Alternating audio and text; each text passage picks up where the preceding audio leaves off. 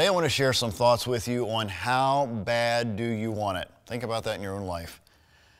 How many times have you said that you wanted something really, really bad, but you're not willing to put in the effort, the consistent effort I might add, to accomplish what you said that you really, really, really, really want in life? There was a guy that lived well over 100 years ago. He's one of my favorite authors. I have many favorite authors, by the way. Excuse me, John? Yes. I think you started before we were recording. Okay, we can. Now we're recording. Okay, we'll count down again.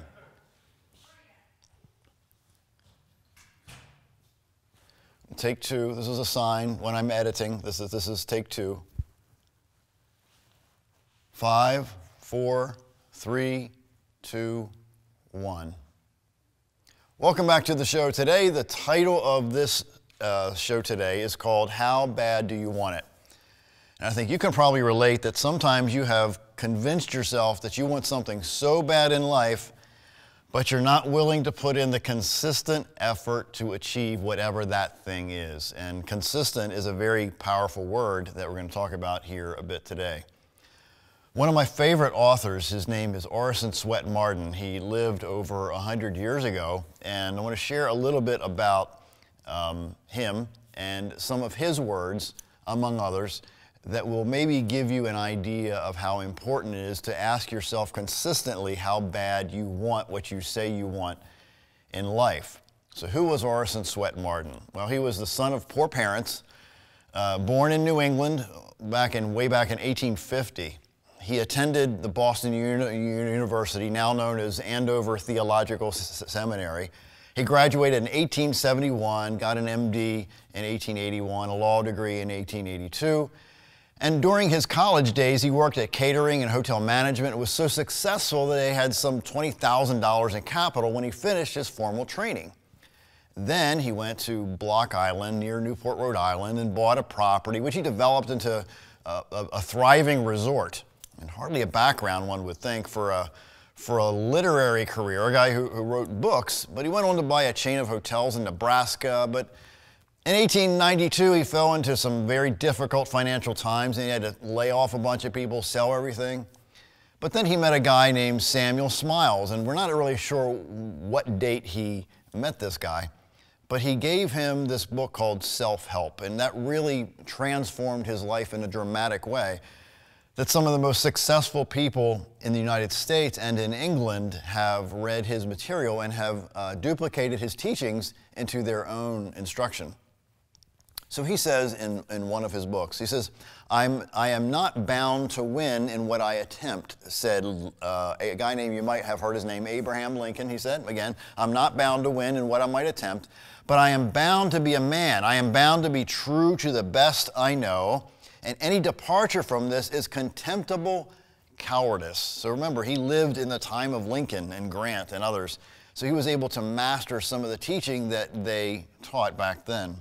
So Orison Swett Marden says, no one can make the most of himself until he looks at his life as a magnificent possibility.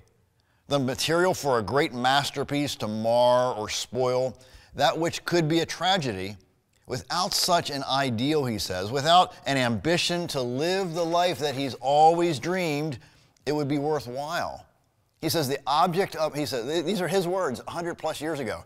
He said the object of our vocation should not be merely to have an income or to live.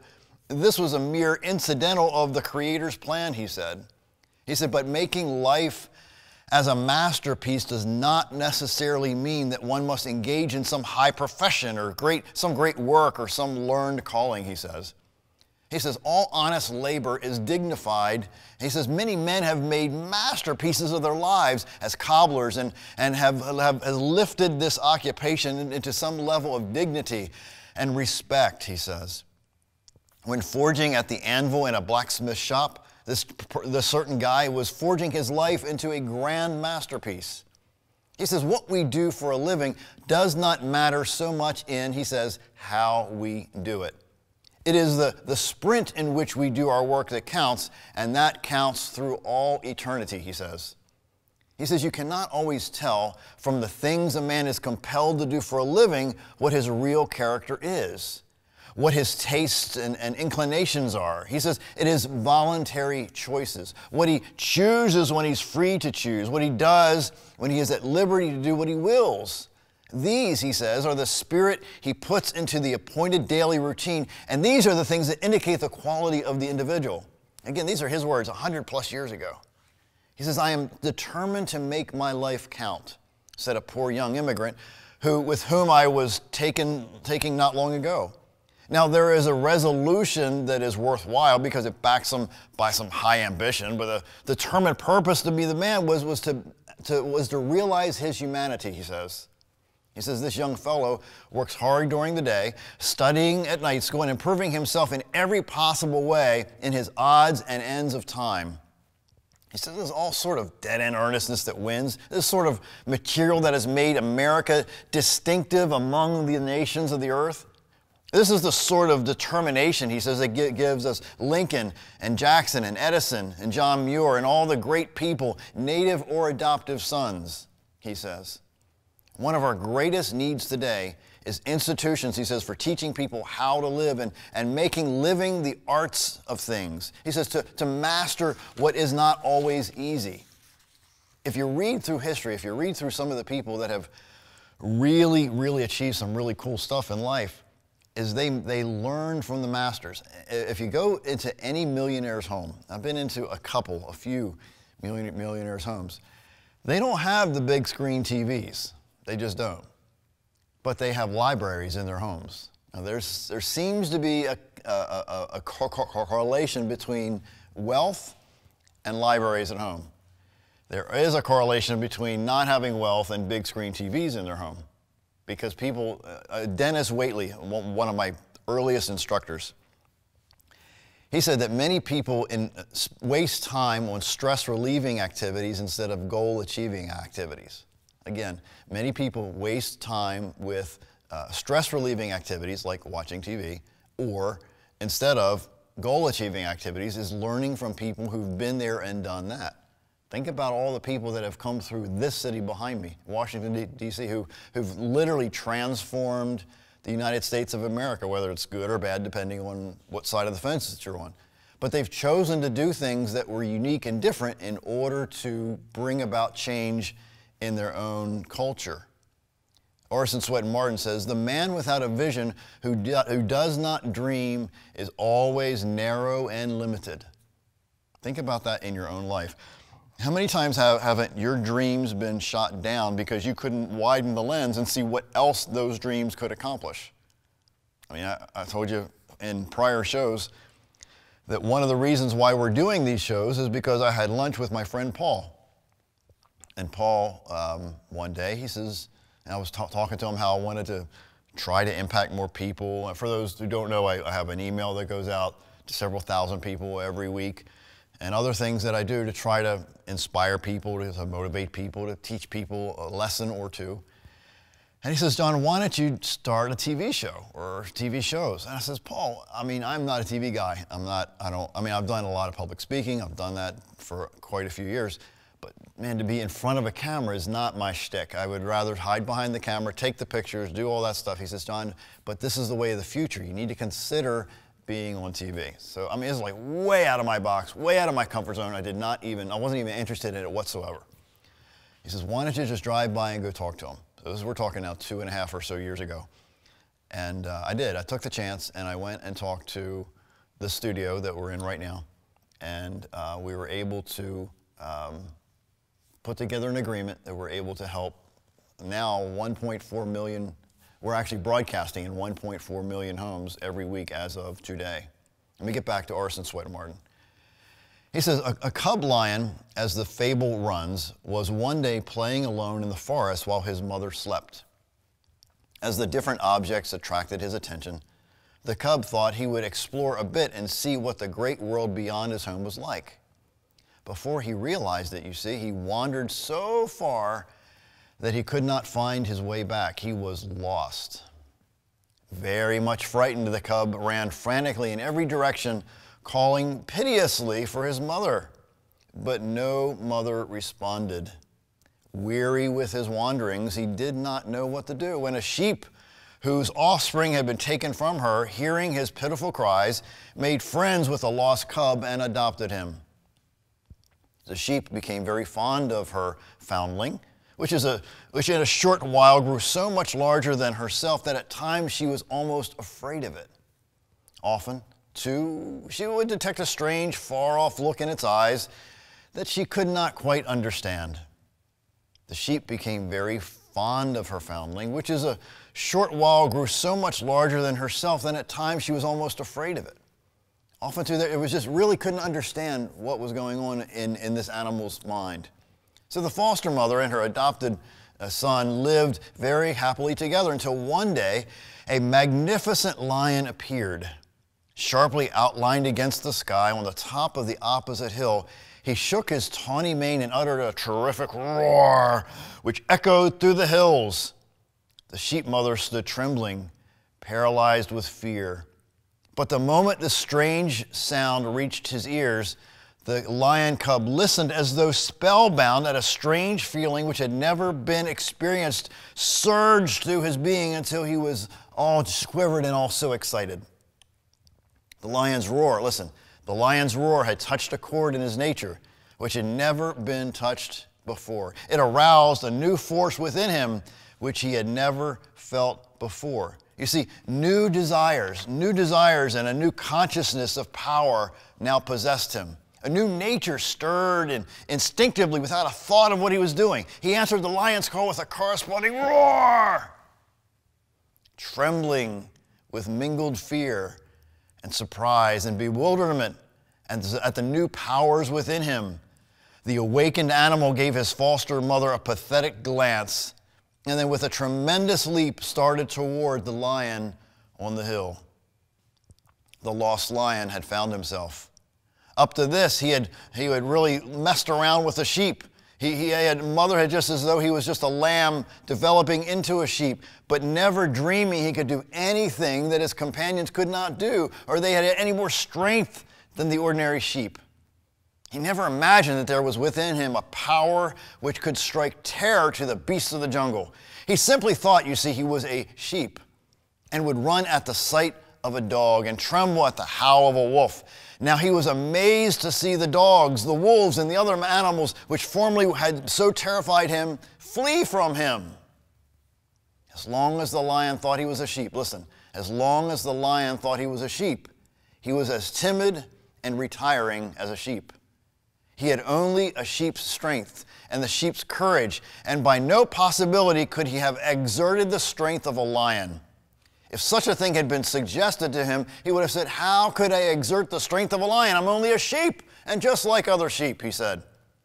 "I cannot do what they cannot do." But when the lion was aroused in him, listen, when the lion was aroused in him, instantly he became a new creature, king of the forest with no rivals save the tiger and the panther. This discovery doubled and quadruples his conscious power.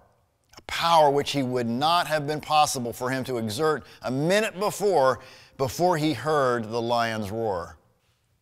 I guess today on these shows I'm trying to be that roar to remind you of what's inside you. How many people are living as sheep when they're really lions? I'd say more than half the public are living as sheep instead of lions. Every discovery of new powers and new assets are in yourself. They stimulate you tremendously, and you should embrace some of these opportunities that are offered to you. I would suggest to you, at least from my own experience, that growth happens more times you say yes and less times you say no. Now there's a flip side of that coin, that there are other people's attempts and or priorities that you need to say no to more often, because their priorities will get you off of your priorities, which will then postpone your dreams and the goals that you're trying to achieve in your own life. This lion was not conscious of what he had inside him because he chose, well, I guess he didn't choose, he lived around other sheep. The old saying is, if you want to hang around eagles, you need to hang around eagles. If you want to hang around turkeys, then you're going to hang around turkeys, and then you're going to behave like turkeys and not like eagles. World War I is one of the wars where young men were were challenged to be cowards or challenged to be heroes.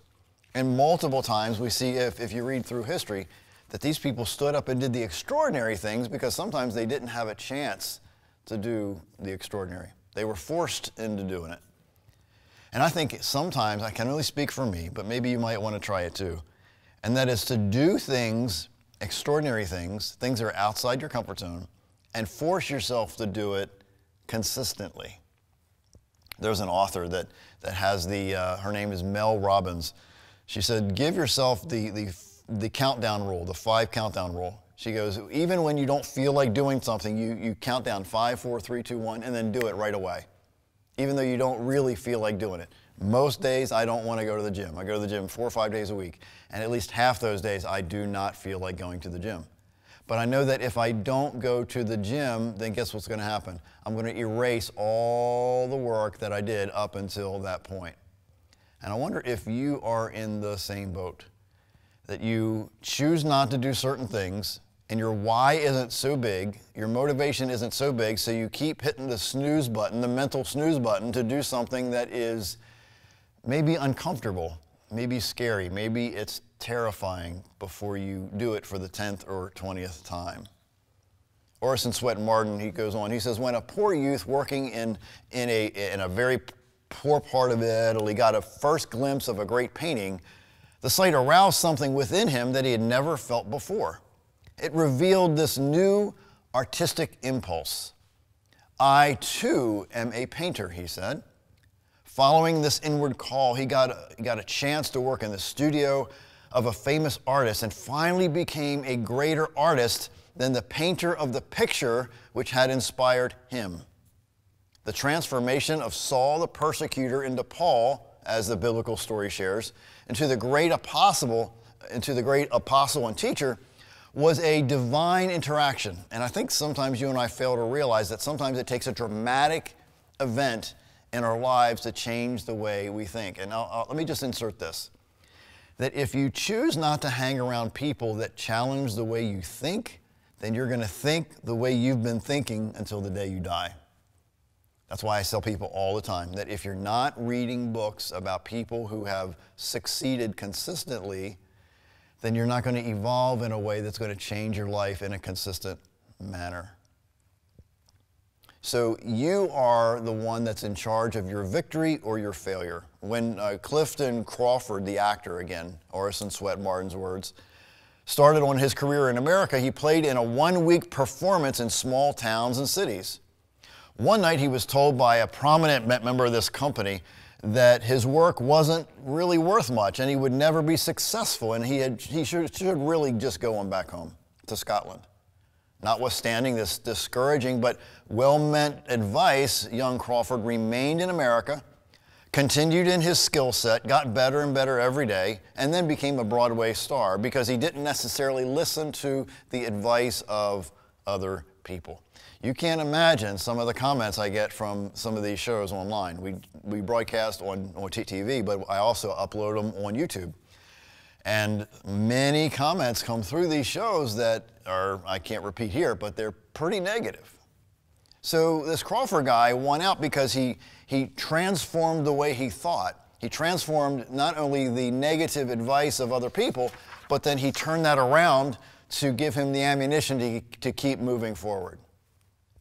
Benjamin Disraeli said, "Man is not the creature of circumstances," he said. "Circumstances are the creatures of men." He demonstrated its truth in his own life, and Alan, he was in this race, this political situation that was not pro this guy for sure.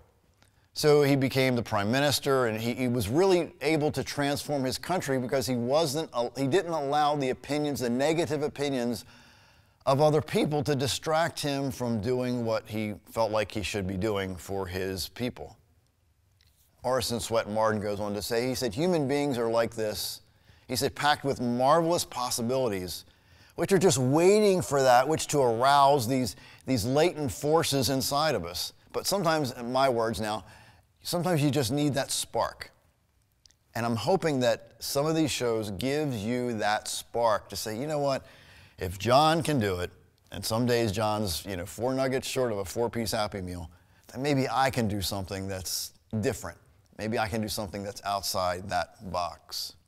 James Allen wrote, if you never read any of James Allen's books, he has a little book out called As a Man Thinketh. It's a tiny little booklet, actually. It's very tiny, but it's really jam-packed full of stuff. He said, the vision that you glorify in your mind, the ideal that you enthrone in your heart, this you will build your life by, and this you will become. Let me share it one more time. The vision that you glorify in your mind, the ideal that you enthrone in your heart, this you will build your life by, this you will become. If you think that you can't do certain things, guess what's going to happen? You can't do certain things. A friend of mine, his name's Chris. And for those who don't know, I'm not handy at all. I don't fix things. I don't repair things. That is not my shtick. I don't do it at all. So Chris is about, 5 years younger than me, maybe 8 years younger than me. And he challenged me one day. He says, John, you just really don't want to do these things. You don't really want to. You don't want to learn how to do these things. And he thumped me quite a bit. I mean, he really thumped me in a big, substantial way. And I had to think about that. I thought, I think you're right. I think that's at least a big part of it. Because I don't want to have to go through the frustration of the learning curve to learn how to fix things. And maybe your thing isn't fixing things. Maybe your thing is other things. Maybe it's falling on your face in front of people. Maybe it's looking foolish.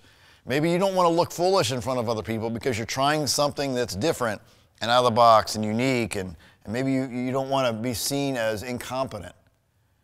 Well, I'll tell you this flat out, that if you're trying stuff that's new and different, you will look incompetent. I guarantee it.